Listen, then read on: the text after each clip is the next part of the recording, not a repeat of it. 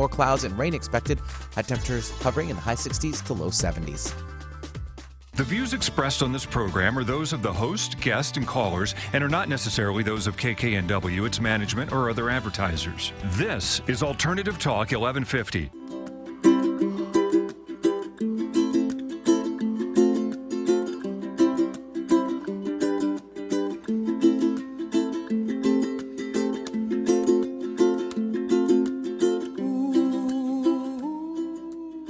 Good morning. I'm Dr. Jessica Saepoff, and you're listening to Dental MD radio show. And I've been on the radio for about 8 years now and doing a lot of one-hour shows on various topics in dentistry. I've been practicing dentistry for 30 years and 20 years in the Western Washington area. So I've been practicing my profession according to the principles of natural medicine for about the past 25 years. It took a few years coming out of school to incorporate the principles of natural medicine. I was always, since probably teenage years, a holistic thinker. So thinking about how one thing that I do could affect other things, such as, supplements and nutrition and how that affects the body, how what we eat or don't eat affects the body. And, back in the 70s, that was probably, when that way of thinking became more popular, more well-known. And it's sort of come and gone in popularity since then.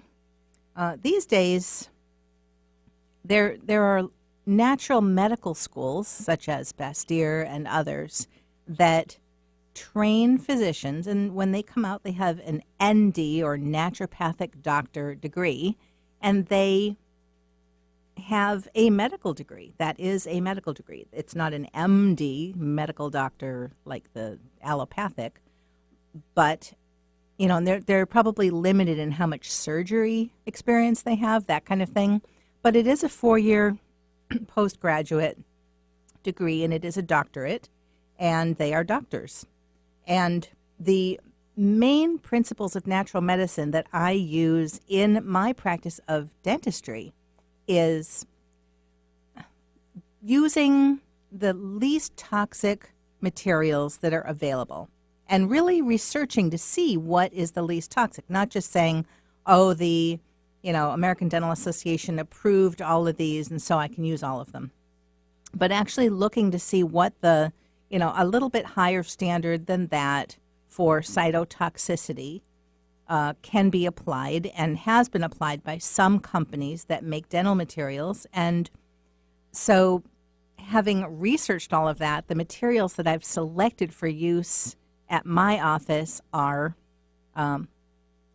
pretty carefully screened and studied, researched before they are put on the market. And then, I've checked to make sure that cytotoxicity studies are included in the materials that they send me when they want to tell me about the material. They're not just telling me that it's ADA approved, whatever that means, and that it's easy to handle and looks nice once it's in the tooth, matches the tooth color. All of those things are important, but they're not everything.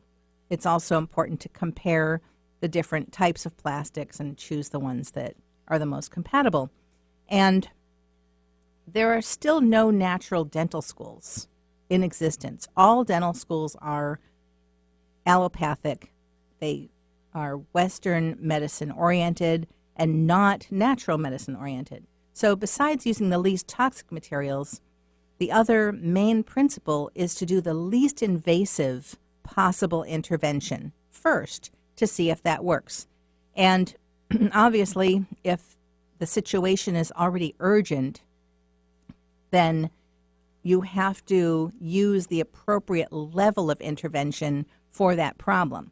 But when you have a problem that is not urgent, rather than doing something very aggressive, I prefer to start with procedures and ways of approaching the problem that are less invasive.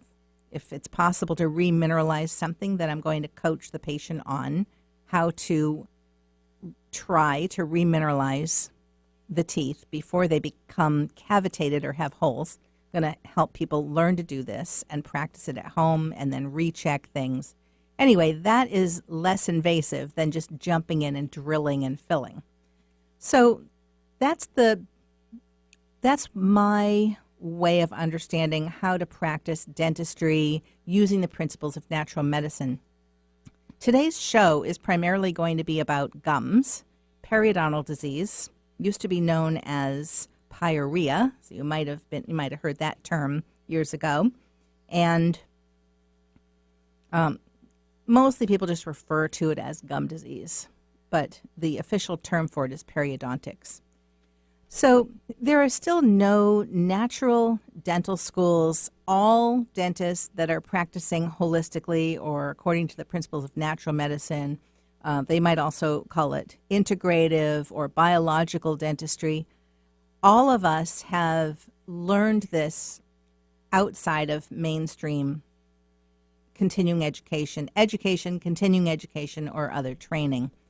And so every holistic dentist, we're not very standardized. There are some groups that are trying to standardize holistic dentistry, biological, integrative, whatever term you want to use, to try to get all holistic dentists to do everything the same way, which is the same thing that the American Dental Association and the insurance industry working with them are trying to do for mainstream dentistry. They want everybody doing everything the same way. If you say you are a dentist, then people should be able to expect when they walk into any dental office to get treatment, certain diagnostic testing and treatment, and they want it to be pretty much standardized and all done the same way by everybody, with the only differences being the personality of the dentist, demeanor, that kind of thing, speed maybe. And in holistic dentistry, still at this point, which I think is a good thing, every holistic dentist has learned different things along the way, and each of us practices quite differently. So I just wanted to state that, because the best thing that you can do as a patient is call more than one dental office and get an idea by talking to their front desk, or maybe going in for a second opinion type of appointment, just to meet the staff and the doctor and see whether you feel comfortable with their philosophy and their way of doing everything. And yeah, you're pretty much going to know whether you are comfortable in an office. And it may mean that you have to try more than one dental office to find one that seems to fit with your philosophy, because patients are not standardized either. Every patient has a slightly different, or very different, level of knowledge about natural medicine principles and how they apply them in their life.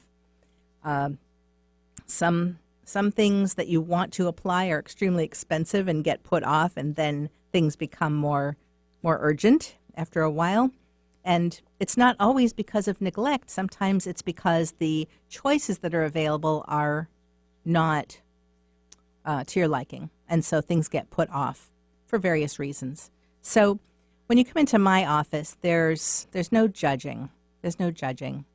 And whatever you have going on at that moment when you walk in, that's what we're going to take care of and address. And people have all kinds of reasons why the situation in their mouth has become the way that it has. And, there's no blaming or shaming involved. It's just, and I'd like to hear your story on how it came to be that way in your mouth and what your priorities are and whether you're having sensitivity or pain. And then we're going to look at how to solve it and how to keep it from happening again also. All right. So today I am going to talk about periodontics, which, as I said, is gum disease. And gum disease is one of those areas of dentistry where, it's for a while, you're not going to notice that something bad is happening because it's under the gums and easy to mask, easy to ignore, and it doesn't hurt usually. I've actually, not in the holistic office, but years ago, before I was working as a holistic dentist, I actually had a patient walk in and hand me a tooth and say, "This tooth fell out last night." And this is an adult, not a kid. The tooth fell out. They unwrapped a tissue and showed me the tooth. And I did an exam, and most of the rest of the teeth were about to do the same thing. So and so it can get very, very advanced and still not hurt. I mean, it really can get all the way to where your teeth are coming out. That's why it's very important to get regular exams and make sure that you are not developing gum disease, because it's a silent way to lose teeth. And it just usually gets worse and worse over time because it's happening down deep under the gums where it's hard to reach. So, help and training in preventing it and treating it if it's already happening and keeping it from getting worse. Very, very important. Very, very important. And during this show, I'm going to talk about what to look for with children's gums and what to look for in adults for signs of gum disease and gum problems. All right, you are listening to Dental MD. I'm Dr. Jessica Saepoff. And if you have questions about today's topic or any other topic that I've talked about or haven't talked about, give us a call at the Issaquah office, 425-427-8899. And you can also reach the front desk by email, appointments@naturaldentist.com, and get your questions answered and find out if we are the practice that you want to go to have an exam and treatment. All right, I'll be right back after this break. This is the Dental MD radio show.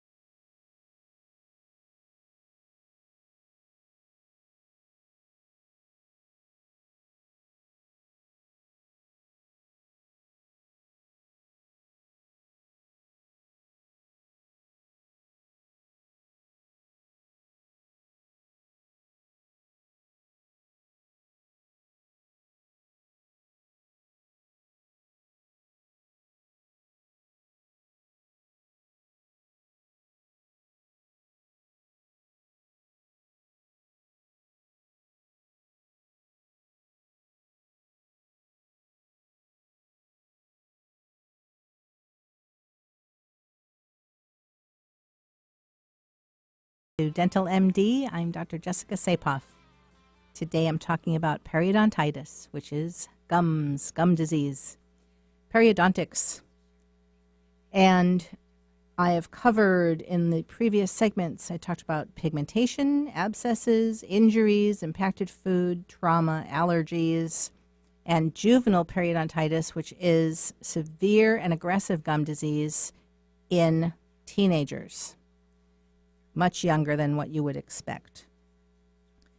Now, I want to talk about what happens when adults have pocketing, because as an adult, you go into the dental office and they check all the teeth, they check all the tissues, the jaw joint, airway screening, whatever they're going to do, and then they also check your gums. And they do this two ways. One is by measuring recession, and that is just to see whether you have roots showing, and your roots might have abfraction lesions, which are indentations from, some people think it's caused by brushing too hard, but actually it seems to be more likely that it's caused by mechanical pressure on the teeth. And that happens when you clench and grind, and it happens on usually worse on the teeth that are rotated or out of position. So sometimes doing orthodontics to position the teeth correctly so that they meet in a way that sends the forces directly up the roots where it belongs instead of sideways, which causes these mechanical indentation lesions along the gum line. And they can happen on the inside gum area or the outside of the tooth, depending on which way the tooth is being pushed when you're clenching. So the recession is one of the things that gets measured, and a lot of times people confuse this with the measurement of the pockets. When the pockets are being measured, that's when it feels kind of pokey sometimes, because they take the little millimeter measuring tool called a probe and they slip it down along the root under the gum, and when it touches the bottom of the pocket, which is where the periodontal ligament is tightly attached to the tooth, to the root, right there when the instrument touches bottom, we take a measurement of where the gum tissue is, and that might be, if it's 1 millimeter, 2 millimeters, or 3 millimeters, that is considered a normal reading. That is a sulcus, not a pocket. So you're supposed to have a sulcus. That's a little indentation right along the gum line, and that's when you floss and you put the floss down and the floss disappears a little bit underneath the gum in between the teeth. That is the floss dropping down into the sulcus. And it can get down about 3 millimeters, and 3 millimeters is about as deep as a normal sulcus should be, 1, 2, or 3 millimeters, depending on which tooth and where in your mouth. All right, if the measurement is a 4 or greater, then you now officially have a pocket. Now, 4s are kind of a warning sign. They're not a deep pocket. They are a mild, very mild pocket. And sometimes 4s can be very stable if they're kept very clean and they don't progress, and it's just maybe a tooth is tilted a little bit, and so that gum tissue is a little taller on that side, and you have a 4, or the tissue is a little taller in the back where a wisdom tooth used to be, then that might be a consistently measured as a 4, and that is just an extra deep sulcus area in somebody who has never had gum disease and just has 1 or 2 4s in areas where the gum tissue is a little bit taller and it's cleanable and it doesn't progress. But 4s have to be watched because the bacteria that live along the gum line can get down, and if they get down to the bottom of that 4, they can be very hard to control and clean out,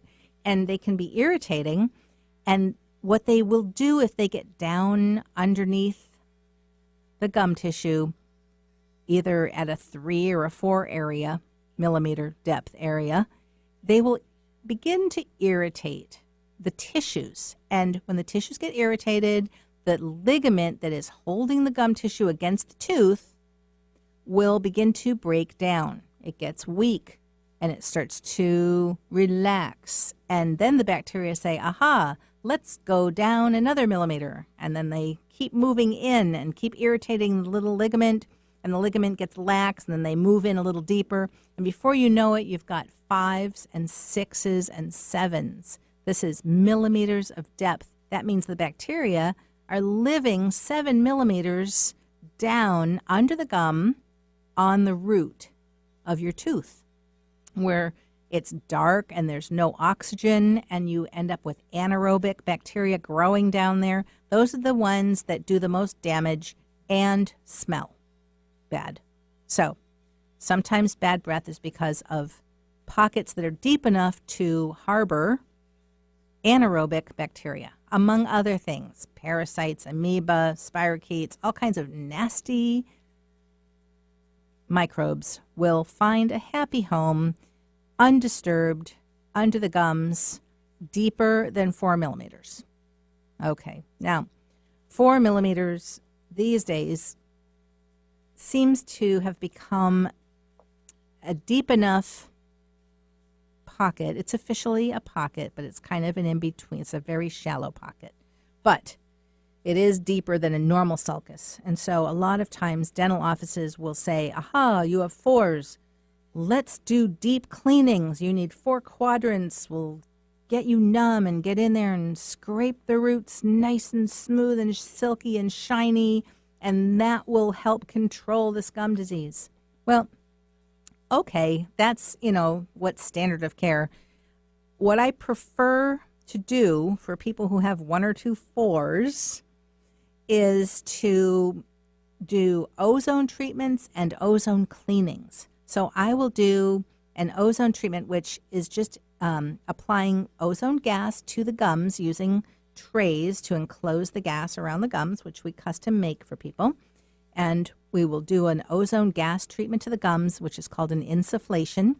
And as we do that, we are running this ozone through a bottle of water, filtered water. And so that water is humidifying the gas, which makes it less drying for your gum tissue.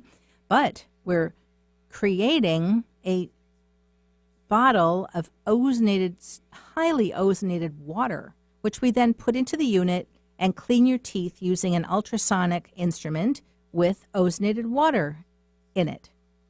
So now, as soon as you're done with your insufflation treatment, then we will clean your teeth with the Cavitron using the ozonated water. And the Cavitron is like using sound waves, vibrating the water. And the water is ozonated, and it's just being gently guided with the little slender tip under the gums wherever it needs to go. And the vibrations are cleaning stuff off of the roots, any bacteria, food, calculus that's stuck down there will be removed and flushed out of the pockets using ozonated water, which is at the same time highly oxygenating down there where the bacteria that don't like oxygen are living, and we're blowing oxygen down in there, and it kills them, and the water flushes them out of there, and you get nice, fresh, clean pockets, which now have a chance of healing. And the gum tissue, if it's kept clean, the gum tissue will re-adhere as much as it can to the root, and we will do this every 3 months and keep measuring and making sure that your pockets are not getting deeper and that they hopefully, in many cases, get shallower. And we want to try to get your gums from 7s, 6s, and 5s back to maybe mostly 4s and maybe 1 or 2 5s. If you had 7s, we may not be able to completely get rid of those. It depends on how much damage was done under there. The gum tissue can only adhere back to the tooth so much, especially if you've already had root planing done. Then the root is not very good at accepting the little periodontal fibers anymore.